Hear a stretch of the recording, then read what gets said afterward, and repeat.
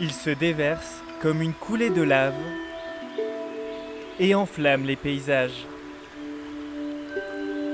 Au cœur de l'Andalousie, le Rio Tinto offre un spectacle à couper le souffle. Des milliers de curieux viennent le voir chaque année, attirés par sa couleur rouge. Cette famille de Madrilènes l'admire pour la première fois.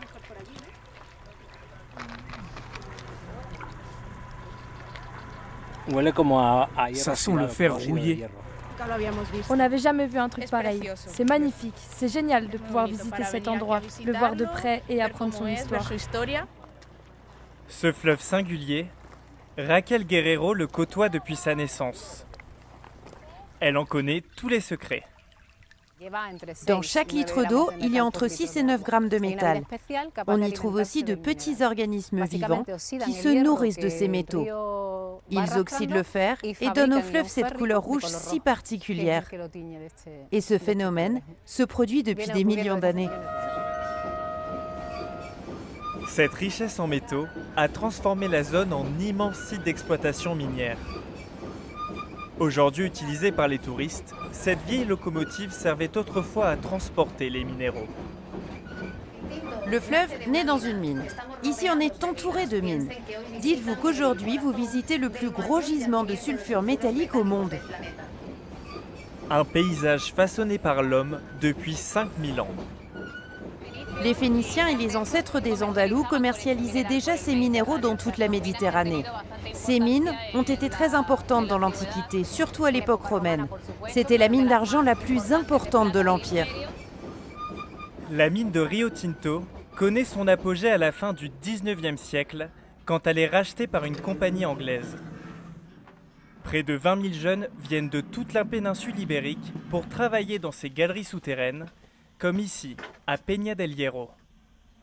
Le grand-père de Raquel était l'un d'eux.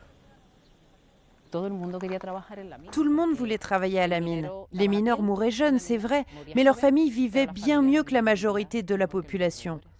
Ils étaient logés à bas prix et avaient accès à l'école et l'hôpital gratuit.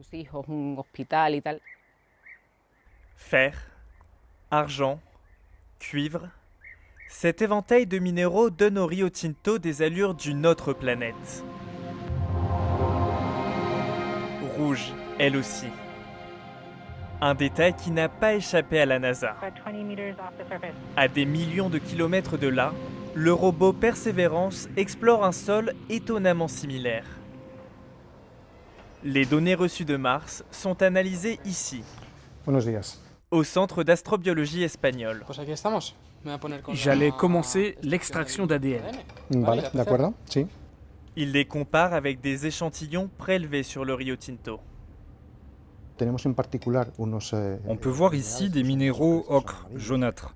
C'est de la jarosite du Rio Tinto. Sur Mars, là où les robots ont aussi trouvé de la jarosite, ça nous indique qu'il y a aussi eu un Rio Tinto dans le passé. Une eau rouge, acide et chargée en métaux lourds. Les scientifiques étudient aussi les organismes présents dans le fleuve andalou.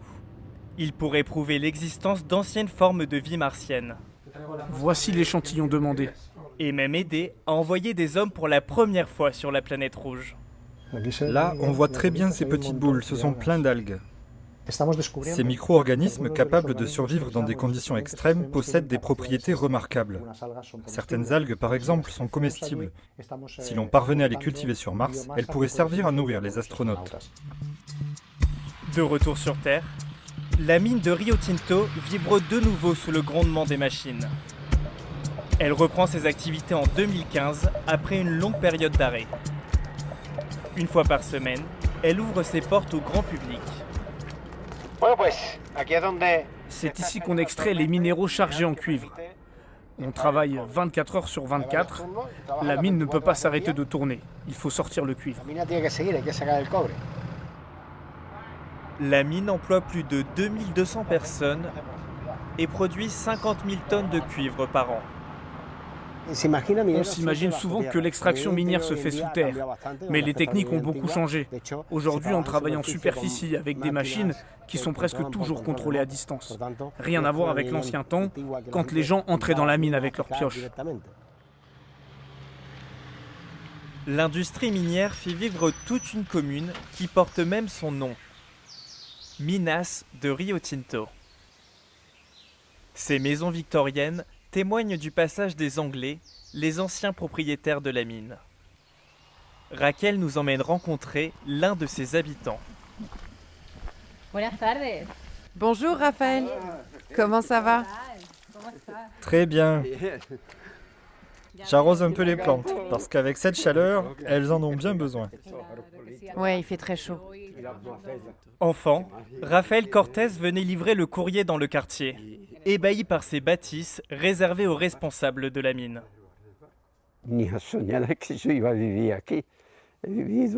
Pouvoir vivre ici, c'était mon rêve le plus fou. J'ai longtemps travaillé pour la mine et gravi les échelons jusqu'à avoir enfin les moyens d'acheter l'une de ces maisons. Ici, nous sommes tous liés à la mine d'une manière ou d'une autre. Et c'est aussi ce qui nous unit.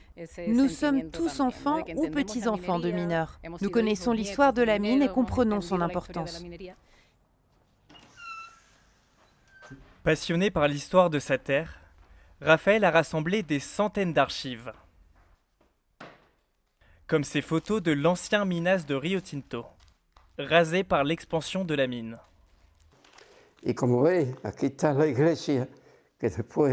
Comme vous pouvez le voir ici, l'église du village a ensuite été détruite dans une explosion minière.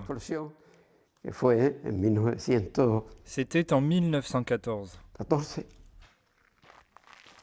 La mine avait à l'époque mangé le village. Elle pourrait bientôt dévorer tout le paysage de la région.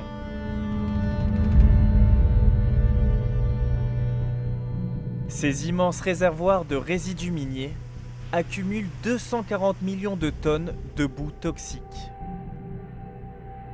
D'après une étude scientifique, ils auraient 95% de chances de rompre d'ici 20 ans. Ce militant écologiste a déposé plusieurs plaintes sans succès. Si cette structure venait à céder, la boue se déverserait dans le fleuve Odiel, inonderait une partie de la ville de Huelva, ainsi que plusieurs villages sur son passage. Ce serait une catastrophe humaine.